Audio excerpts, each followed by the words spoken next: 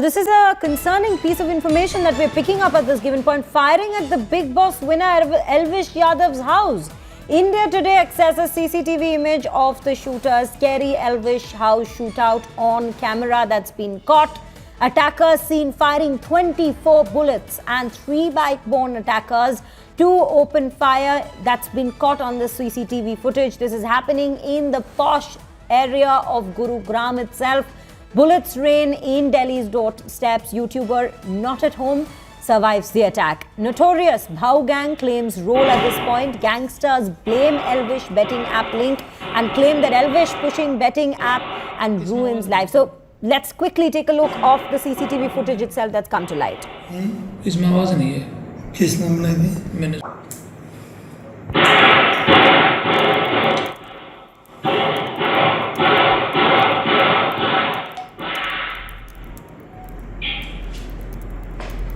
अच्छा चलाई दोनों ने। चेंज करिए। 12 हो चुकी है। 20-22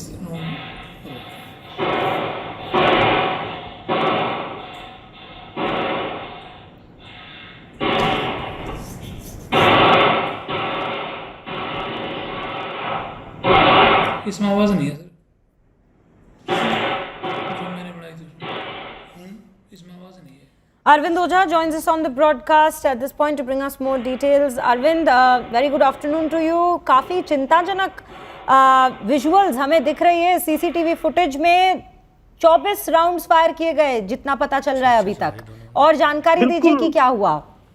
बिल्कुल, देखिए ये काफी चौंकाने वाला सीसीटीवी फुटेज है इंडिया टुडे के पास, जिसमें 3 जो शूटर हैं वो बाकायदा लगातार गोलियां चला रहे हैं, और जो ये गोलियां चला रहे हैं ये एल्विश यादव जो बिग बॉस विनर है उसके घर पे गोलियां चला रहे हैं। ताबड़तोड़ कई राउंड फायरिंग हुई है।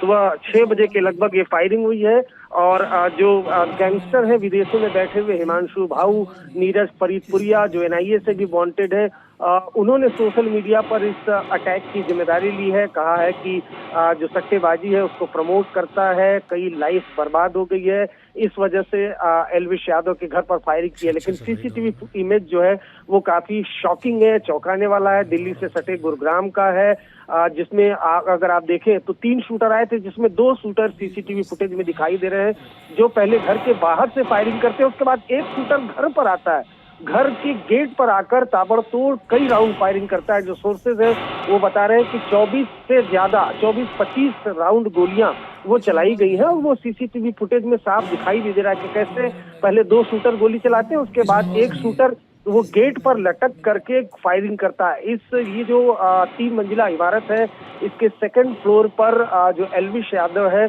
वो रहता है, और जो 1st और 3rd फ्लोर पर कई गोलियों के निशान मिले हैं, 2nd फ्लोर पर कई गोलियों के निशान मिले हैं। जो गुरुग्राम पुलिस की टीम है वो क्राइम सीन पर पहुंची, पूरे मामले की जांच कर रही है। लेकिन ये काफी चौंकाने वाला सीसीटीवी फुटेज है, तो काफी चौंकाने वाली घटना है, जिसमें अगर आप देखें तो शूटर एक बाइक पर 3 शूटर आए जिन्होंने हेलमेट और नकाब पहन रखा था। वो आते हैं, पहले घर के बाहर ऑटोमेटिक वेपन से फायरिंग करते हैं, उसके बाद एक शूटर वो गेट पर आता है और गेट पर लटक करके वो कई राउंड फायरिंग करता है। तो 25 राउंड से ज्यादा सोफिस्टिकेटेड वेपन से गोली चली है, और इस जो फायरिंग है उसकी जिम्मेदारी हिमांशु भाऊ गैंग और नीरज फरीदपुरिया गैंग उन्होंने ली है। दोनों अमेरिका में बैठे हुए हैं, कई एजेंसियों से फरार चल रहे हैं।